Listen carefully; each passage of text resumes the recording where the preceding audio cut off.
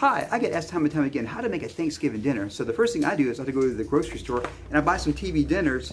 Then I put them in the microwave and like 9 or 10 minutes later, bon appetit. Happy Thanksgiving, everybody. And of course, Thanksgiving is the time to be thankful for all the things that we have. And I'm thankful for food and my family, my friends, the ability to be able to create music, create YouTube videos, write, work out, have great hair.